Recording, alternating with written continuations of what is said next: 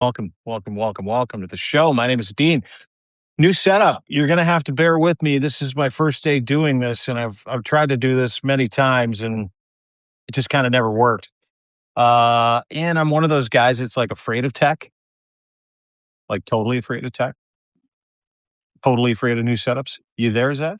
Do I get you? I am here. Oh, I'm afraid of tech, but here you are coming in late, Mr. Tech, Mr. AI, Mr. I got a gaming setup with a purple light behind me. I just got I'm rocking the Canadian flag. You can see that. I've noticed that. That's really nice. It's all really I got. nice.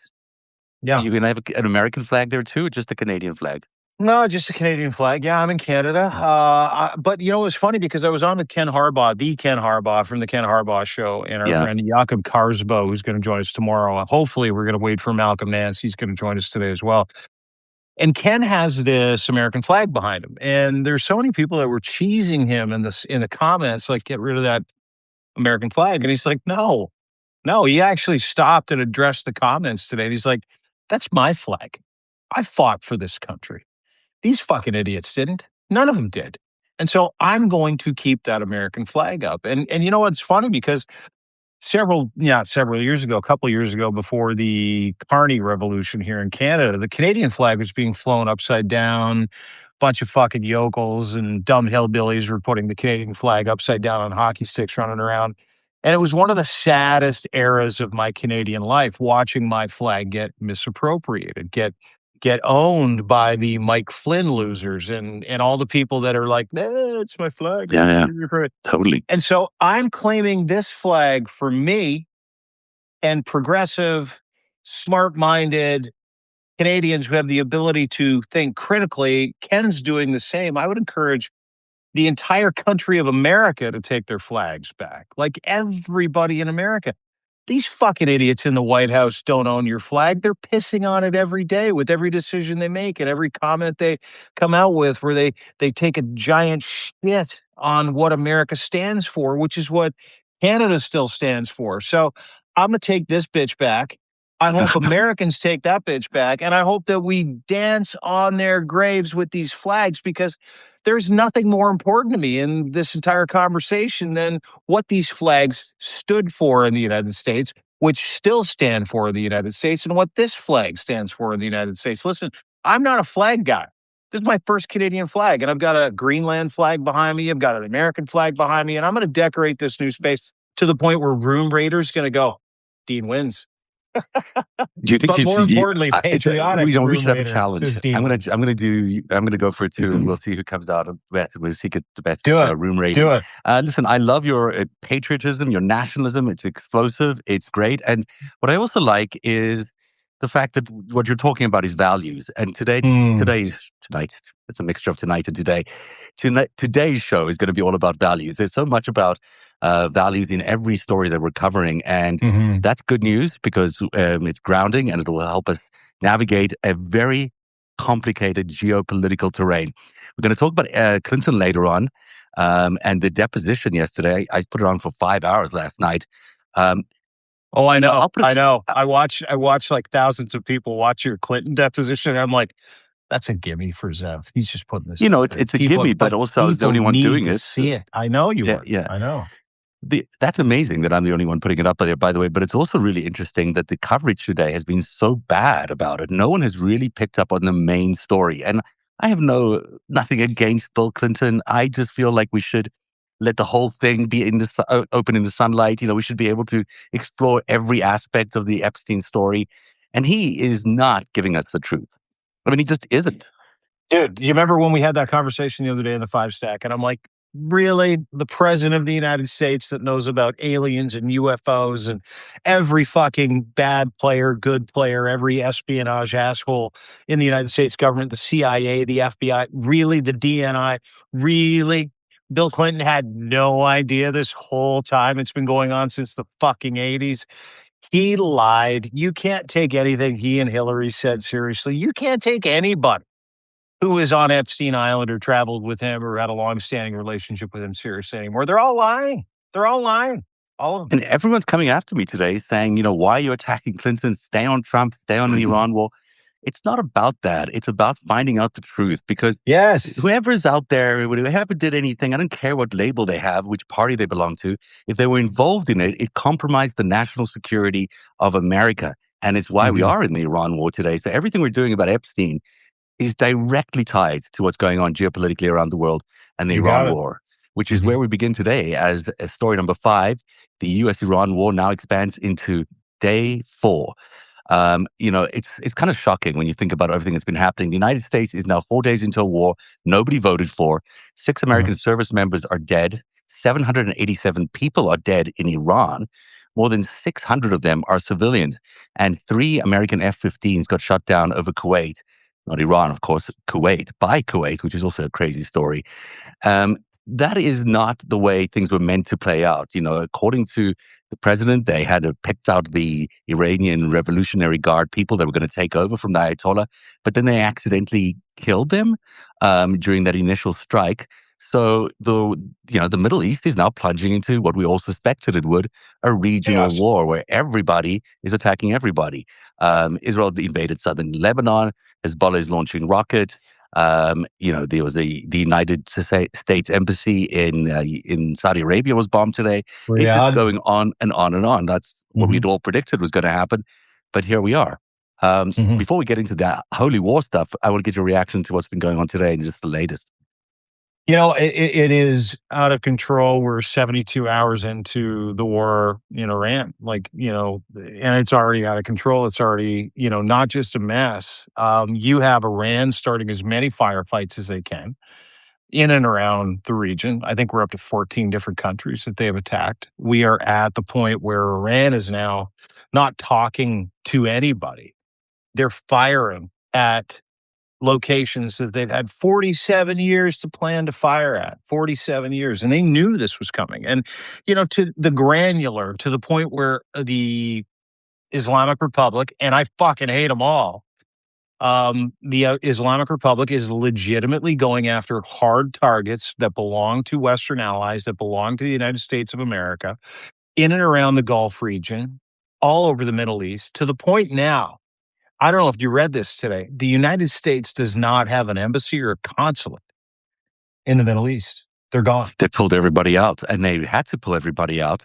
The entire region is Worse now than that, being dude. Worse than that. They're gone. Like there are several embassies that do not exist anymore. There are like several really US gone. military installations that do not Oh, exist anymore. And you're going to start hearing about that, because what you're not getting is the truth. You're not getting the truth about the damage that Iran has done to US interest. You're not getting the truth about the actual death count. The death count for civilians is well over 2 to 3,000 as I understand it. The death count for American military people and Americans in the Middle East is well over 50. It's not 6, it's not 8, it's not 12, it's yeah, 50. And they're going after every hard target. And Iran's goal, and they're really fucking good at it, is asymmetric warfare. Everybody here is really, enamored with these smart bombs, enamored with, Patriot missiles, enamored with interception missiles. We'll get to that in just a sec, because the U.S. is running dry. What the United States does, that they've done for years, and it started with shock and awe in Baghdad, is they put on these performative wars where big explosions, Tomahawk missiles, videos of these massive missile systems coming out of the water from a submarine, banging into a certain city. If you remember Baghdad, the Gulf War, if you remember some of the scenes that we've seen, that was the first televised war, where now they're trying so desperately not to televise this stuff, yeah, because what they're doing is indiscriminately bombing different places across the Middle East. And I'm not just talking about Iran. I'm talking about the United States of America. The United States of America is literally engaged in a campaign of a social media war, but to get the best visuals, they got to kill a bunch of people.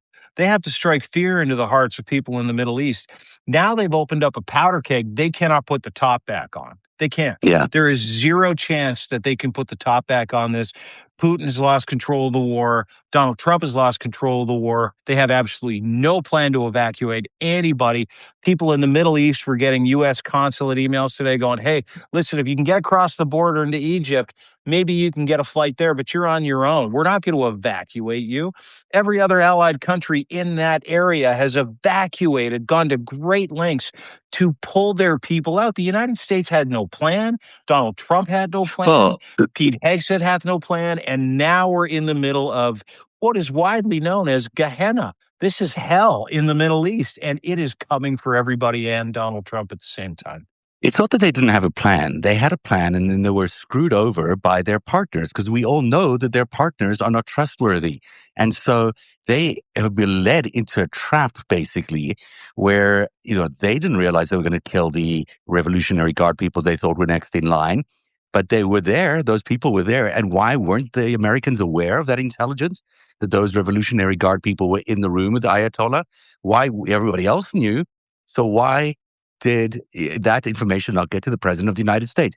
Because this is another damn trap by the Middle East coalition of countries, in Saudi Arabia and in Israel and the UAE, in order to entrap America in another Middle East war. And Donald Trump is so dumb or corruptible or buyable or all of the above that he is actually willing to go ahead with this. And this is why he's, probably the dumb part is true, that he just isn't aware of how much his so-called partners that are busy blowing all sorts of smoke up his ass he doesn't realize that they are leading him into a trap that is going to cost America a fortune, or he doesn't care, which is also possibly the case.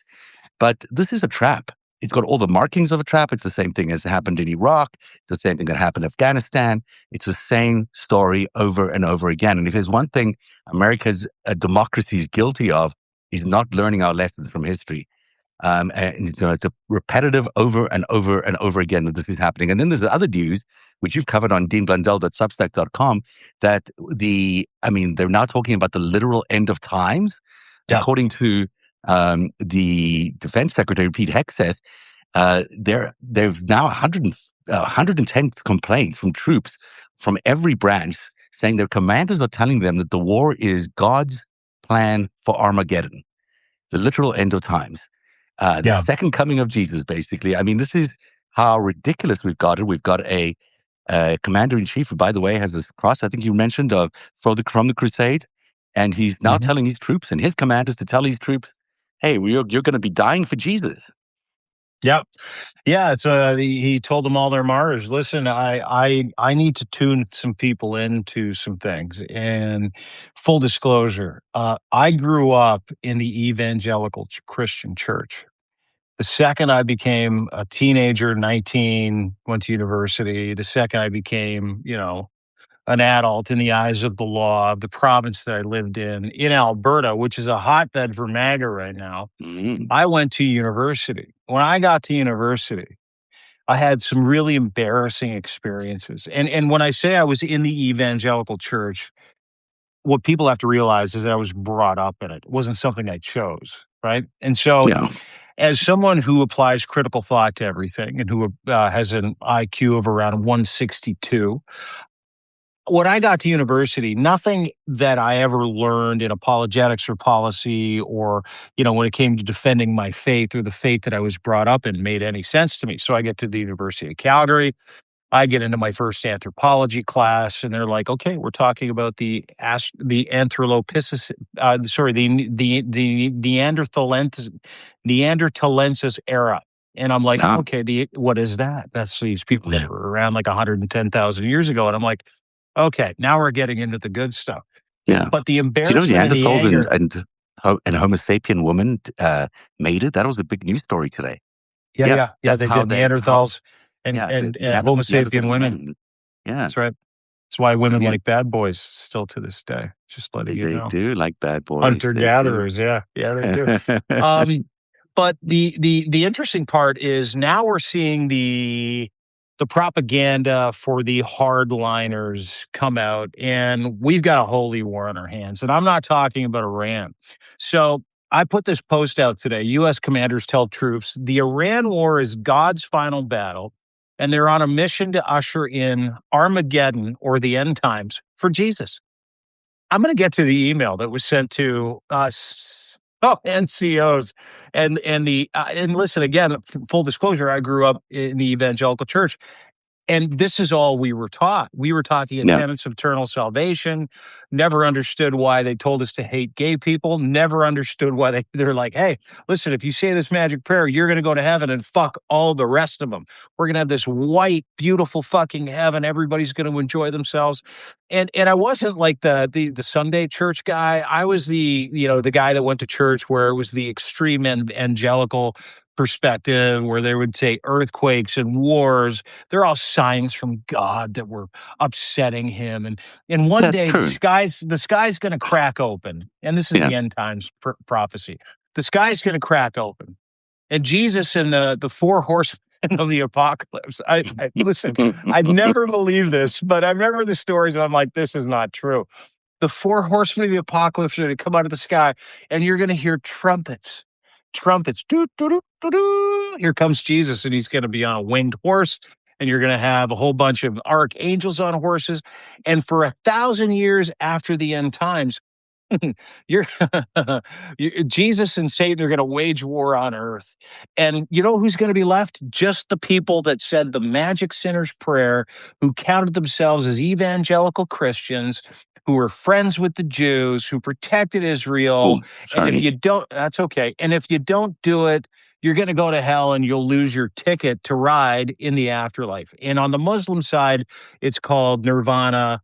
Allah, when you die, you go to heaven, you get 72 versions. You can pop those cherries if you want. There's a Christian equal to that bullshit. And so, a couple of days ago, crazy. This is a true story. This is a very true story. A couple of days ago, a complaint was received by the Military Religious Freedoms Foundation, along with MRFF and the U.S. Air Force and the U.S. Navy. Hundreds of people that were soldiers that were on their way to fight for America, fight for democracy, were told that they were commanded by God.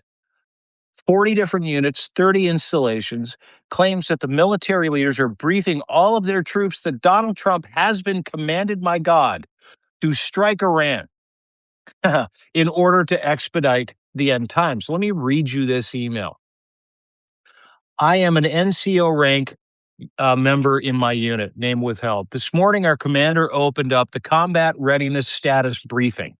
This is a technical briefing for war. By urging us not to be afraid, we might die, but don't be afraid with what's happening with our combat operations in Iran right now. He urged us all to tell our troops that this was, quote, all part of God's divine plan. Wow. And he specifically referenced numerous citations about the book of Revelations from the Bible, referring to Armageddon and the imminent return of Jesus Christ, saying, quote, President Trump has been anointed by Jesus to light the signal fire in Iran to start and cause Armageddon and mark his return to earth, to start this 1,000-year war against Satan. The NCO officer then says he had a big grin on his face when he said all of this, which made his message sound even more crazy. Our commander would probably be described as a Christian first supporter. He has been this way for a very long time. And he makes it clear that he desires all of us under him to become like him as a Christian.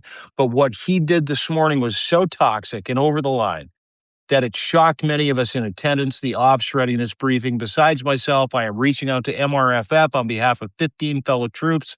They now have over 1,000 complaints about this briefing, saying this is a holy war now. And I know you asked me about the religious views of our group, has requested help. I can only tell you that I am a Christian. At least 10 of the others are Christians. One of the others is Jewish. One of the others is Muslim. I don't know the religious or non-religious status for the other 3 who have complained at this time. There is no difference between what Donald Trump is ordering the United States military to do today in Iran to civilians, to human beings, to people in that country, to Americans. There is no difference between the United States military and ISIS as of to fucking. Yeah, that's true. horrifying to think that that's actually happening. But where is this coming from? I mean, it's certainly not coming from Donald Trump. Donald Trump does not believe he's godly. He never doesn't act like he's godly. He's not a godly kind of guy. So it's coming from some other force, which is trying to make the world believe that we're either going to have Armageddon, which is one way of scaring people to death, or worse than that, he's actually trying to trigger Armageddon. Because there are a lot of people in that right wing, Council for National Policy universe that are sort of amplifiers and accelerators of Armageddon. They anticipate and want to make it quicker. They want to make it all happen much quicker. And, that is even more terrifying. I don't know which of those that is actually more terrifying. They're all pretty terrifying. But the one where they're actually either trying to trigger Armageddon or actually expect Armageddon, I don't know. Those two are pretty similar. But it's, trying to to have speed it the up. military in a country where church and state is meant to be completely separated. That's why America is America. To have that collapse like that in one administration is unbelievable. Well, listen. This has been in the works for a very fucking long time. What better way to get a free army of people who will run headfirst into a frag grenade than someone who believes in a magic sky daddy with no evidentiary proof fucking ever of their sky daddy? Doesn't matter who you worship. And this is going to be an education for a lot of religious people. Right now on planet Earth, we currently worship as a global society of 9 billion people, 4,000 gods, 4,000 of them. Okay. Right now on Earth, there are 40,000 denominations of Christian faiths or religions. Wow. Okay? 40,000. They started with one. That was the Catholic faith. One. It's 2,000 years ago. Every single religion is man-made. And every single religion started out as C word, anyone? Cult. So when you look at religion from our perspective today, whether you believe in a certain faith or religion or not, I need, and there are a lot of people that are going to be really unhappy with me giving them this information, but feel free to Google it. The only difference between a cult and a religion is A, the amount of people in your cult or religion, and B, do you have enough people that you have tax deductible status? Those are and I'm not kidding you. These are facts. Cults don't have tax deductible status. Churches do. Now, why is that important, you ask, Dean? Well, in the eyes of the government, my cult is now a religion. Well, who was first to the post? Muslims, Catholics, Christians, Jews. What do we have today? We have an uprising, a holy war between Christians and Muslims in the Middle East, and we're importing it from the United States. This is a country full of fucking people who truly do believe that Jesus Christ is going to come out of the sky with a whole bunch of horsemen on wings and winged horses and blow a trumpet. And then all of a sudden, the people of the United States are all going to fall to their knees and worship Jesus Christ. And he is going to give them a heavenly experience on earth after a 1,000-year war with Satan. This is biblical. This is in the But he doesn't actually believe Revelation. It. He doesn't. Not only does not Donald Trump not believe it, Netanyahu doesn't believe it. The Muslim regimes that are doing this with the IGRC in Iran don't believe it. And here's the catch. And this is really important for everybody to understand. And I'll get to a quote in just a second, then I'll explain it all. From one of my people are asking if we're still on the fifth stack. Yes, you're still here. It's just we got to get there. It's a long show today, but it's good. But the interesting part is that really wealthy nations, they will embrace religion because they know they've got a straight pipe into a group of people who believe in the unbelievable for a reason. And so, what better group of people to get you to give money, to join the army, to bomb abortion clinics, to start fights with people online, to what better group of people than a group of people who believe in a sky daddy with zero evidentiary proof? And I'm going to read something to you. This is from one of my favorite Roman philosophers. His name is Seneca the Younger. Religion is a tool for social control, seen as true by the ignorant, false by the wise, and useful by rulers. That is the purpose of religion in modern For days. sure, for sure. And what's interesting is all these religions have the same story. They keep telling the same story, and they all sort of end with some sort of Armageddon. Because what a great thing to imbue in every mind that there is some sort of horrific end to everything, which is when when you want to start that horrific end, when you want to get there, you can just trigger it, and everyone will say, "Hey, here we are. We are at Armageddon," because they've been conditioned over and over and over again to learn the same things. Well, Every dude, single and not religion in the just world. sorry, not Yeah, not to disrupt you, but yeah. like these people have sworn a blood oath on the Muslim side and the Christian side to Jesus Christ, their Lord and Savior, and their Lord and Savior comes before their wife, their kids, their government, and anything else, and they will die for it. They will stick pipe Well, bombs because in they get the your asshole. virgins, the virgins matter. Well, yeah. The the thing you mentioned about Bibi Netanyahu might actually believe this stuff because Rebbe Schneerson, who was the Chabad rabbi in Brooklyn, used to tell Bibi Netanyahu throughout his entire career that he is the last ruler of Israel who's going to hand over, Israel uh, to I guess the Messiah through the temple. I don't know how he's going to do it, but so this is Temple something of the that's been Mount. imbued in Yeah. in the minds of Bibi Netanyahu. And you know who Donald Trump is very close to? The same Chabad church, the same Chabad sect of the Jewish religion. So there's a thread that all of this comes from the same sort of weird cult, which is not even considered by some part of the Jewish religion. It's sort of considered a sect. And that is where that stuff is getting fed through to all these leaders who are buying it. Hmm. And Hmm. and then on top of that, they've obviously got themselves a huge amount of resources to deploy for this effort. So Hmm. they've been able to capture the American economy. They've been able to capture the American electoral system, the democracy, and they've done this throughout different countries around the world. So now it's really easy for them to launch what appears to be an Armageddon, even though it may not be one. Sorry. Mhm. Well, it's not one unless they tell their Yes. followers that this is Armageddon, right? This Yeah. is the end times, and you can be involved in one of the greatest missions. You can be a martyr for Jesus. You can be a martyr for Muhammad. You can be a martyr for Allah. It's the same on both sides, and not only is it the same on both sides, the end goal is the same for both. The end goal for Israel is to wipe out the regime, wipe out hardline Muslims, wipe out the Muslim lineage, specifically in Iran. The end goal for Donald Trump is to tell his Christian lobby groups like the Falwells and all the fucking losers that live in the United States of America who literally think that they've got a ticket to live forever because they said the sinner's prayer, which is really important, really important. They said the sinner's prayer, invited Jesus into their life to make them whole and new. And their goal now is to defend Israel, defend the chosen people, and defend Christianity, and to crush anything else and label it as Satanism. Right. Satanism. But the No, real goal, the supporting real Donald goal Trump. that the real people behind the powers of all this, the real goal is money. Wars are incredibly profitable for people who invest Mhm. in them. And around the world for the last few years, there's been a huge investment in a whole bunch of war, weapons development, in technology, you name it, building up ammo reserves. We've seen it time and time again. And so the world has built up this expectation of war. Those people who have invested in the expectation of war are now expecting war. They want war because they want their returns.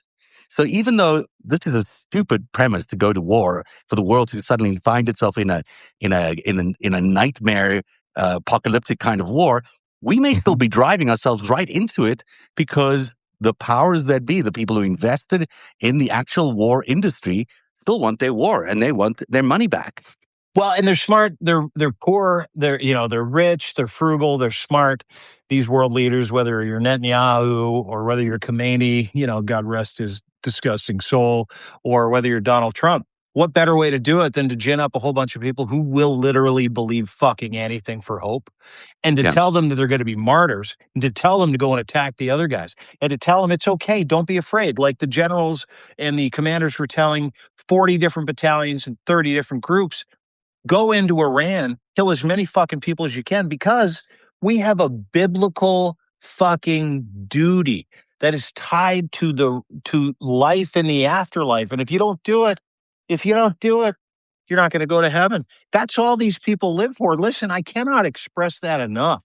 Whether you're a hardline Christian or a hardline Muslim, an evangelical or a radicalized extremist in the Muslim faith, if you're those people, or even if you're not, specifically if you're not those people and you're going, why the fuck would anybody stick a pipe bomb on their ass or go and run headfirst into a frag grenade or, fly a mission for Donald Trump in the name of Jesus? Because part of this propaganda, part of this cult is there are certain groups of people that believe so wholeheartedly that they would rather be in heaven with Jesus than on earth with their fucking families, or they'd rather be in the sky with 72 virgins and all of their family in an afterlife that doesn't exist. There's no empirical proof. Then they'd rather be here on earth. So they automatically fucking hate it here. They think the earth sucks. They think that living here stinks. They think that we're all sinful douchebags and they can't wait until Jesus comes back and takes over planet Earth. Well, the Muslims feel the same way about Allah, and they have the same promise. And it all happens at the Temple of the Mount in Jerusalem, to your point, which is why there's so many people that are feeding into these Abrahamic wars right now. That's what this is. This is an Abrahamic war. Now you're going to say, Dean, who is Abraham? Abraham is the No, I father, know who Abraham is. according to lineage of the Muslim faith and the Christian faith. Same guy that was going to sacrifice his kid that day because God's like, go kill your kid on this rock. And Abraham's like, okay, I'll do it, Jesus. I'll do it for you. Thank you for that. That's What an really good. incredible fucking metaphor. Go and kill your own people in my name just to see if you're serious. Okay, you're serious.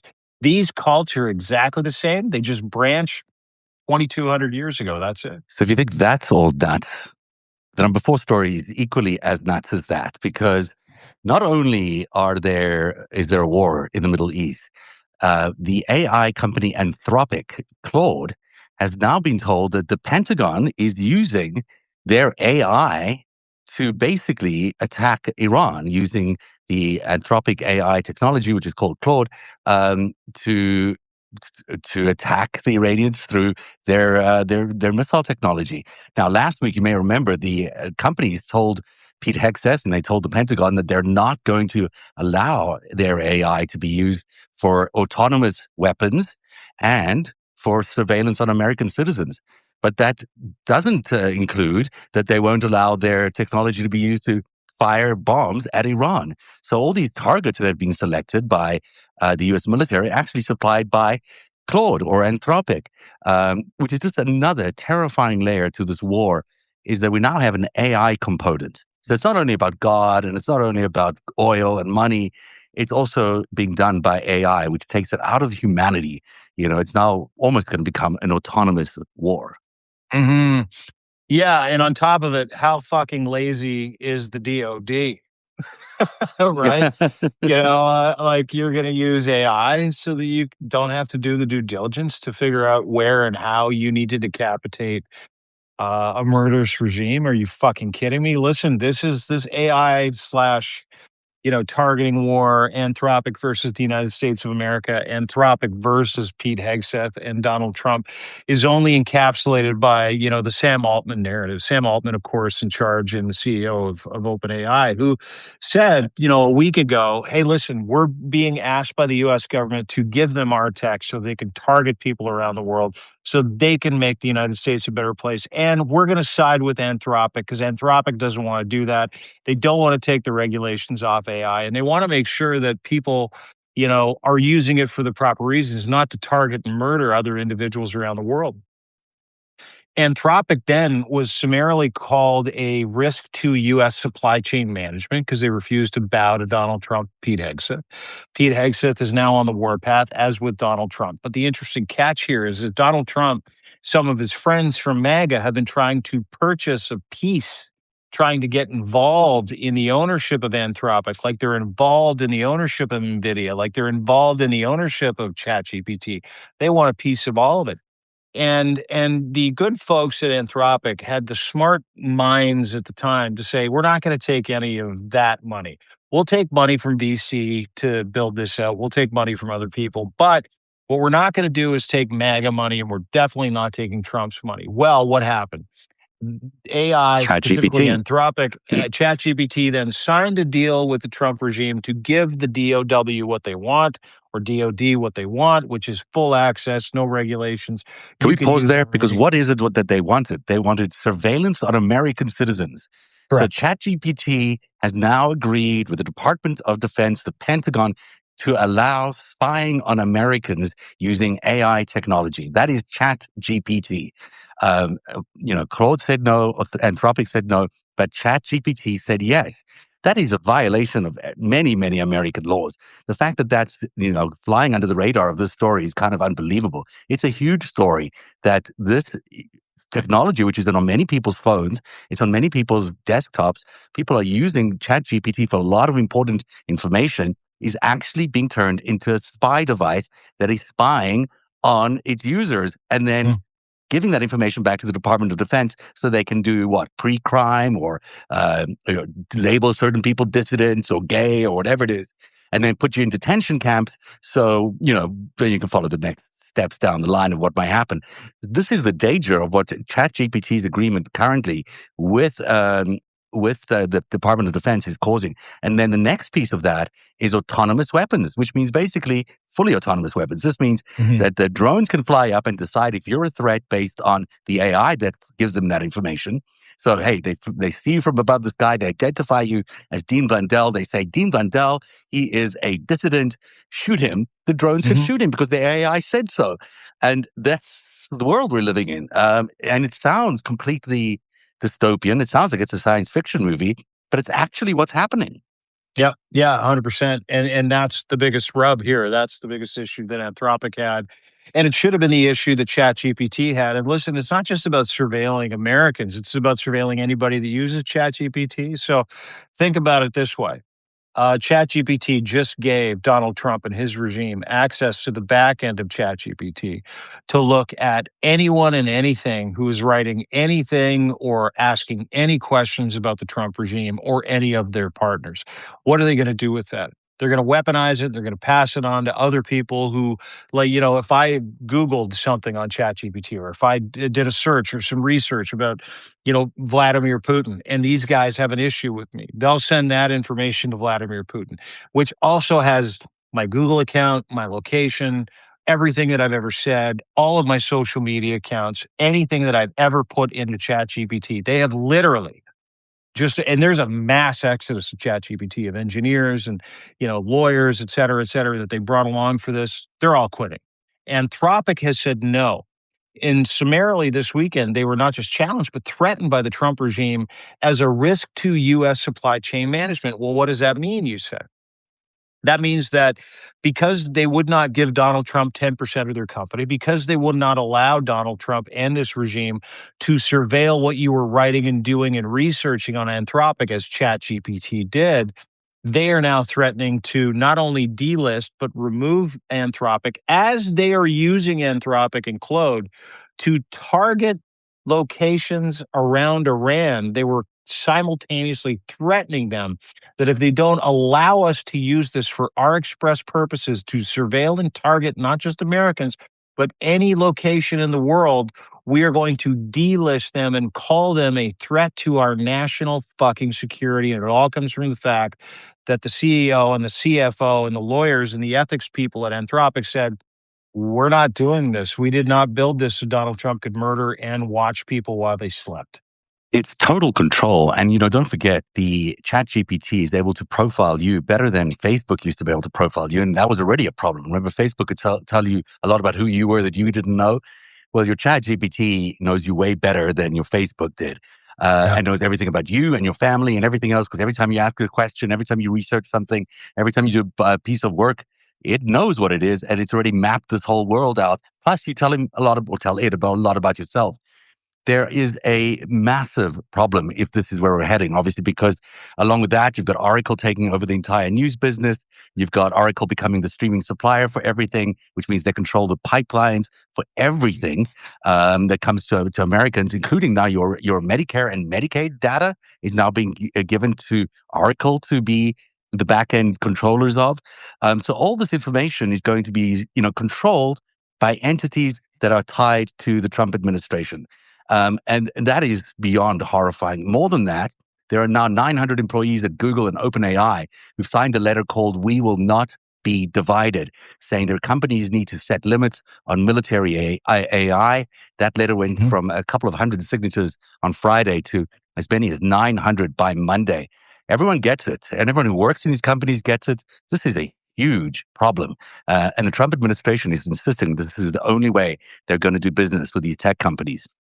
Yeah, well said. Well said. And you're 100% right. And there's a lot of people in the chat that are talking about this being a nightmare. This is your nightmare. Like, people that were upset that Google could track you, put ads. Imagine Donald Trump being able to track you as you were typing something, as you were Yeah. writing a piece. If you're a journalist and he doesn't like you, anybody that is involved with the Trump regime that has a straight pipe back into the API of ChatGPT, which they do have now, you're fucked. You're Yeah. fucked. And Anthropic just basically said, listen, we're not going to allow you to do that to our subscribers. Anthropic has seen millions of users, paid users, come into their ecosystem. I'm one of them. I canceled my GPT subscription Good. Everyone should be 2 days canceling. There ago. should be a boycott of Everybody should. ChatGPT. And you should be running into Anthropic. And here's the people of Anthropic. You know what they did? They're now offering free AI courses for anybody who wants to take them. Free school, free university degrees, free. Because they're like, you know what? Fuck this guy. I will stand with Anthropic. I think the general public will stand with Anthropic. And I think ChatGPT has just seen maybe one of their worst weeks ever financially. Yeah, there really needs to be a concerted effort to boycott ChatGPT. And unless Google announces their same resistance to the same thing, Google as well. I mean, there could be no, fudging on this thing. We can't let AI spy on American citizens. It's against the law. It's not allowed. It should never been even contemplated. But the fact that they're insisting on it in the way it is, it should become law right away that these things are not allowed. The Congress should be passing legislation saying that you cannot use AI in the way that they're intending to use it. And while they're doing that, they should pass legislation to make sure that Oracle can't do what it's doing. Oracle can't siphon up the entire news industry and the supply chain of all the streaming video in the world and let them control everything that comes into American homes, because that is where we're heading. It's uncapitalist, it's undemocratic, it's the worst kind of monopoly you can imagine, and it's controlled by Israel and Saudi Arabia and a bunch of other, not very democratic countries. The number 3 story on the countdown is this one. It was historic. The first time in American history a former president has been forced to testify before Congress. And then we played the video last night. Many thousands of viewers watched along with us. As I was quite horrified as I was watching this, because he's very good at what he does. He's very good at being selectively honest about some things, where he tells you, yeah. Sorry, I should have mentioned Bill Clinton. I assumed that people knew, but so he gives this testimony in front of the oversight committee that's investigating Epstein, and he quite apparently lies about everything. Like, I mean, it's not that it's just his timeline doesn't match. His timeline is completely inaccurate by decades. And my research shows that Jeffrey Epstein and Clinton knew each other as early as the early 1990s. That he, in fact, Jeffrey Epstein was one of the first campaign donors to the Clinton campaign in the early 1990s. When does Bill Clinton say he met Jeffrey Epstein? In 2002. That is bullshit. That is just not true. Now, I have nothing against this president, and people should stop attacking me because I'm doing my job analyzing what Bill Clinton did and said yesterday. There's no point in having him testify if he's not going to tell the truth. And there's no point in having a commission, and no point in even asking questions unless we're going to try get to the truth, because then it's just a propaganda effort, which is what we seem to be going through right now. But it's very telling that Bill Clinton was not completely truthful, in my opinion, yesterday during that deposition. I was going to play some clips, but I can't because I'm using the other system. But that's okay. That's okay. I'm just really happy that you're coming around to my comments in the heat of the moment, that I found it completely impossible that Bill Clinton had no idea what Jeffrey Epstein was up to. This is someone that seeded the Clinton Foundation. This is someone who Jeffrey Epstein with Bill Clinton had been friends for years. flown together for years, gone to his island for years, gone to Bahrain, gone But he never went to the island. Never went to the island. Hell no, he did he's not. lying. And you can't that's the problem with this bipartisan effort to try to hang the Epstein files or the mirror the to mirror the terror and the nightmare of these victims according to the political bias that you have. That's the biggest issue that we have today. Everybody's trying to hang Epstein only on Trump. If you've ever watched one of these shows, Zeb doesn't give a shit. I don't give a shit who they are, who they were presidents of, where they came from. I want every single sycophant and every single pervert that was involved with Jeffrey Epstein, that knew anything about Jeffrey Epstein before or after his conviction. And that's where I jump off with Bill Clinton, to your point. And this is something I will tell everybody. A lot of people are in the chat right now telling us to move on, not talk about Clinton. You got, smacked around yesterday by a bunch of people saying, why don't you focus on what Trump did? Stop talking. Yeah, by the way, we're under attack all the time right now by a whole group of people who are trying to make this an uncomfortable place for people to chat and stuff, which I've been monitoring.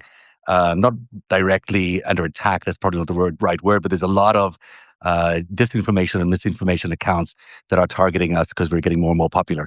But, you just keep going. They can go fuck themselves too. Yeah. Everybody that's in this chat that's ridden with us from the start that is here today, and they see people that dissent, and I welcome dissent. I'm happy to be wrong. Yeah, sure. I am.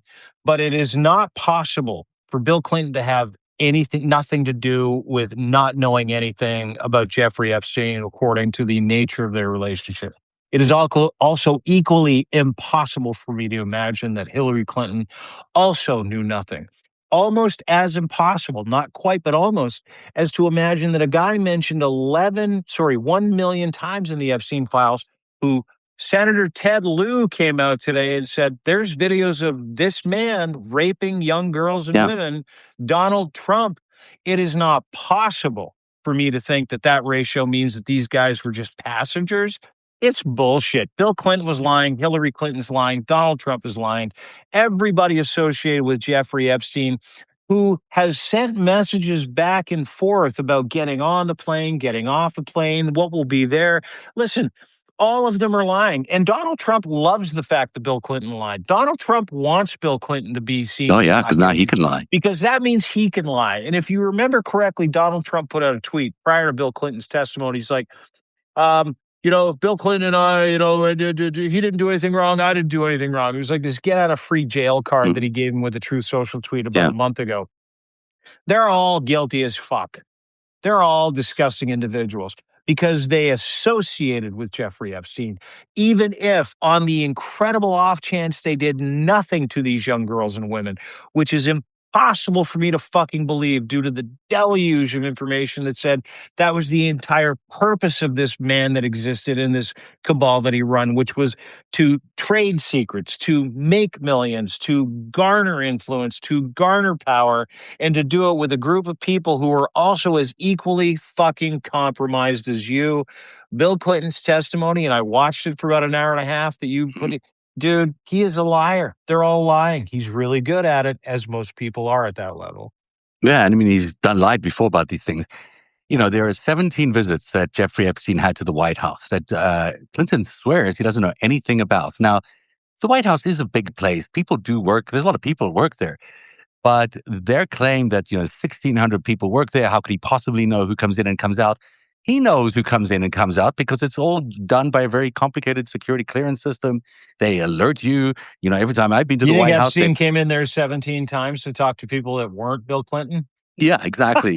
Sometimes twice in one day because, you get that many invitations to go inside and out of the White House, No. So it strains credulity. But more importantly, then this is the thing, they did terrible things with women, all these guys and underage girls and boys. What bothers me the most is, and that does bother me the most. The second most bothering thing is this was a national security disaster. Jeffrey Epstein is an intelligence officer who went after Bill Clinton. And as some of, I think it was Republicans who kept saying, were you honey trapped?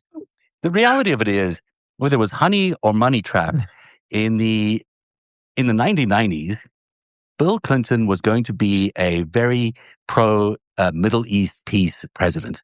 And everybody knew that that's what he was going to do. Is going to be a big agenda. Mm-hmm. Then Jeffrey Epstein was assigned to him, basically. And I've been told this by people who in the know. Arben Menashe is one of them. Was told me Epstein was there to make sure that Clinton did not sign a peace deal between who? Ehud Barak and I think it was Arafat at the time, but it may be wrong. Or maybe it was Rabin and Arafat. But whichever case it was, I know Barak was involved in one of those things. And what I'm coming out with today, or it might be tomorrow, is when you look at all the people in Epstein's constellation that were involved with the Middle East peace talks around Clinton's time, it is stunning how the Oslo Agreement guy was involved, how Ehud Barak is involved, how Bill Clinton is involved, how all the elements you would want to have an operation around the president that would scuttle those talks were there, including, we now found out, a funder, a big funder, because he was one of the key funders for Clinton, who would also compromise the president later on by having all these, dirty trips with him. So that is the thing that they're covering up. They're covering up a president that became, a tool of the Israeli government, like many other presidents have become tools of the Israeli government. Whether he did so wittingly or unwittingly, I don't know. Yeah. But No. But there was money involved. No, and listen, something that needs to be said, witting or unwitting, is that I think there are so many people that think that if you become the president, you're a man of impeccable character. Like you're just let's smash that myth today.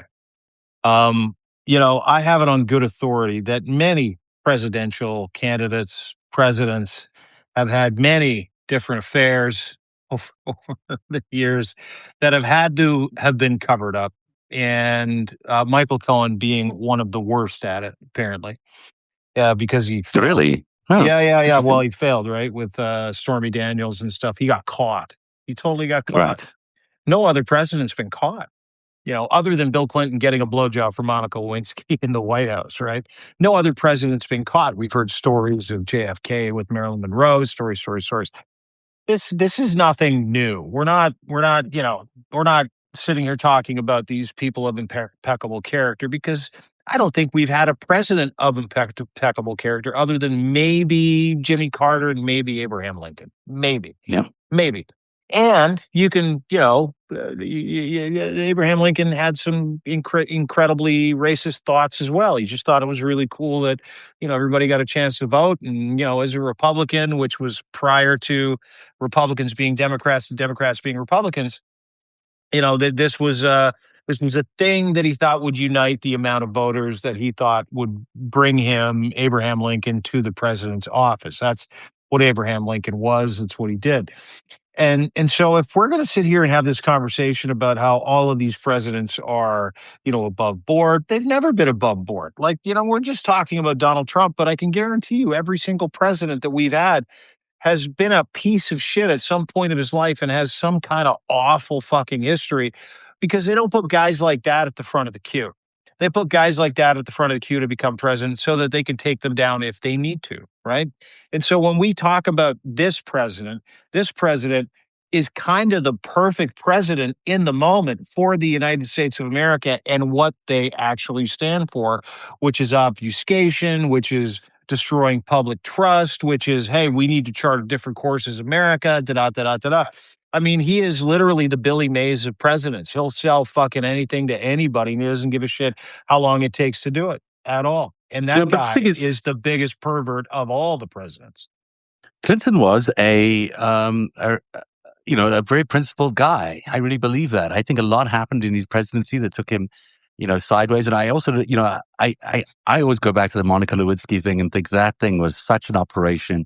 And the fact that Ken Starr shows up in both the Monica Lewinsky story as the attack guy against Bill Clinton, but then also becomes this great defender of Jeffrey Epstein is the greatest irony of the entire world and the most incredible coincidence / not coincidence of the Epstein Trump story, because how's that even possible that those two things are the same people and it's all one network? And that's the answer. Wow. Comments are very off the wall. We'll have to figure out a way to manage all that. At the number two story, this one is very different. For the first time in America, a parent has been convicted of murder for a child shooting their kid carried out. Colin Gray, the father of Colt Gray, the kid accused of shooting up Appalachia High School in Winder, Georgia in September 2024. 2 teachers were killed there, 2 students were killed, 9 were injured. The jury has come back today guilty on 29 counts, 2 counts of second-degree murder, 2 counts of involuntary manslaughter. He's looking at 180 years, and there are jury deliberations that are beginning. Wow, it's a huge thing. The first time a parent has been involved in the actual sentencing of a school shooting. With there's huge opinions on both sides of it. What do you think? Yeah, it's tough. I mean, sins of the father, right? Generally speaking, children become, the manifestation of whatever a parent has put into raising that child. And so, there are a lot of parents that have terrible kids that were great parents that didn't put that, you know, terrible work ethic into their children who turned out to be assholes and the parents are good people. This is a sticky wicket. This sets kind of an interesting precedent, right? Where, you have a parent of a child who went on to kill a bunch of people in a school shooting, and now the parents are being held accountable. Um, and the fascinating part about this to me is that they're holding a parent accountable. Maybe the parent was an asshole. Maybe the parent espoused the same hateful, shitty views. Maybe the parent made it possible for him to access guns and ammunition to commit this heinous crime. But it's kind of a slippery slope, right? And wouldn't it just be fucking easier to get common sense gun laws passed in the United States You'd think it would be easy to take away the guns. Yeah, that's interesting.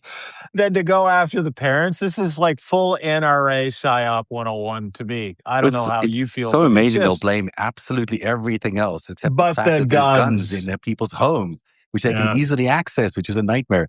The number one story on the countdown today, while all this is happening, there is an actual election going on right now that could reshape the Democratic Party. It could reshape the entire country. In Texas, Democratic Senate primary Jasmine Crockett is running against James Tallarico in the primary there. And this is a big deal because they represent 2 completely different theories about how Democrats could win. Crockett is the fighter, Dallas Congresswoman. Of course, we all know her really well. You've seen her on the oversight committees. We've had her on Substack shows. She goes toe to toe with Republicans and she does not back down. She's been really excellent on the Epstein stuff too. And Mhm. she's running a very, very good race with a huge mobilized base. Tallarico, however, is just presidential or seems to be presidential in waiting. Tallarico is a builder. He's Austin area state representative for the state representative council. He's raised Crockett by $20.7 million. That's a huge gap that he has. She's raised $8.6 million. He's probably going to win. I hate to break it, everybody, but we'll see what happens. Um, it's interesting that they've put these 2 people up against each other, 2 such big Mm. stars. The stuff happened last week with Colbert. Certainly didn't hurt Tallarico. Mm. Yeah, and Tallarico and Jasmine Crockett are 2 different people. Like Jasmine Crockett is a weapon. She's a lawyer. She's fearless. He is what Texas probably should be, right? And what should Texas be? Who's going to win in Texas? Who's going to win in Texas is a Christian that doesn't believe there are 7 different binary sexes. Someone who believes a woman's a woman and a man is a man. Tallarico believes that, but also believes we need to respect the human being that is behind those belief systems and how they identify. And that's going to win in Texas. Plus, this is going to sound crazy. He's a white man from a Baptist church who hates Donald Trump. And there is the massive swath of people. We started with a conversation about Christians and Muslims and the evangelical movement. And while James Tallarico might be a Baptist and he might share those Christian sentimentalities, he shares what I believe to be the teachings of philosophical Jesus, not, the Savior Jesus, someone who told people to be kind to others, not hurt individuals, not be mean to people, not, kill others who threaten you, not to be jealous, not to steal, not to really, biblically, all the good things that you would think should come out of that faith. James Tallarico represents those things. Plus, he's a dude. Plus, he doesn't believe there are 15 different sexes and anybody can have a baby and everybody gets to have a period if they so desire. Like, that is going to play in Texas, whether you agree or believe in it or not. The vast majority of people in Texas want someone who represents their faith, does not represent the mean spiritedness and the shittiness of Donald Trump, because they also believe the same things. And when we get down to it, Texas is a close hold state from 4 or 5 very wealthy oil families who are evangelical zealots. And they are the people that are forcing Greg Abbott and Ken Paxton to the front of the line. They are the people that are controlling, the lack of women's rights, reproductive rights, the death of Roe v. Wade. That's those families. So James Tallarico is appetizing to those people, but he's also appetizing to the majority of Texans, which is going to be very interesting. And to your point, I have no question that James Tallarico is going to win because, unfortunately, Texas is also still racist. Texas is also still full of people who like a black woman or a white guy. I'll take the white guy regardless of his perspective. And that's just the truth. That's really well said. But earlier on, we were talking about how dangerous, you know, religion in politics can be. And we're talking about the problems that they're having in our military right now. It's not great in any democracy to have people who are leading with their beliefs. I don't think Tallarico is, though. I think he understands his faith, he communicates his faith, but I don't think it binds him to policies that are sort of biblical in nature. He's not that kind of Christian. He's a Christian with a belief that, Christianity is about helping people and helping the most vulnerable. That is more consistent with our democratic ideas and values than, the kind of stuff that Donald Trump spews all the time. So maybe it's great to have, in this case, an alternative to Christianity in politics in America, because the kind of model we have right now is awful. I mean, if Pete Hegseth is the model for what a Christian American is like, then we're all going to hell. So, it would be really useful to have someone like Tallarico who can present a different vision of what Christianity is in America today. Yeah, and it just it just makes political sense, right? To have as shitty as it sounds in that state, to have a guy like James Tallarico represent, the never Trumpers who still are tied to their faith, still tied to their belief system, who have a real issue with the fact that Donald Trump murders his own citizens in the name of Jesus, or tells people that we need to go murder Iranians in the name of Jesus. Those are not the teachings of philosopher Christ, if you will. So. Yeah, To well, your he point, raped children. yeah, It's the most ironic, not ironic, worst things. Dean, your coverage of that holy war thing was so good today. It stopped me in my tracks. I read it twice. I'm so glad you've raised that issue and you've raised that story. It's something that everyone needs to be familiar with, and everyone needs to tell all your friends and family about what this is happening. The military is being told that they're on a crusade for Jesus Christ and that they might die for Jesus Christ. If that's the case, what exactly is the Pentagon and Donald Trump anticipating happening? How many dead people are they expecting out of this war, out of this crusade, as it were? And why do we have a guy like Peter Hegseth as a crusader at the helm of the Department of Justice right now, or Department of War right now? And I'll tell you why. Pete Hegseth is there because he is a hardline crusade guy. Pete Hegseth is there because he truly is. He does believe that he is ushering in with the United States military, the most fearsome military ever assembled in the world ever, ushering the age of Jesus Christ on earth. He really does believe that. Donald Trump doesn't. Donald Trump doesn't give a fuck. Donald Trump just wants to stay out of jail and enrich himself and his families and check off boxes on his bucket list. So, but he's collected people like Pete Hegseth for this reason.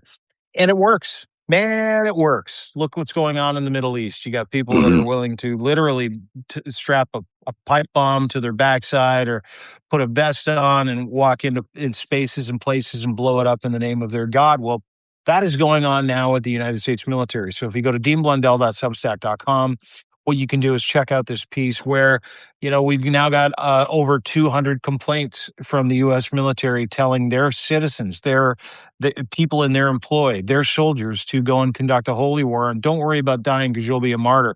It's ISIS in the West. That is what this regime is. And it's really important that everybody pays attention to these signposts, specifically here on Substack. If you go to deanblundell.substack.com, you can check it out.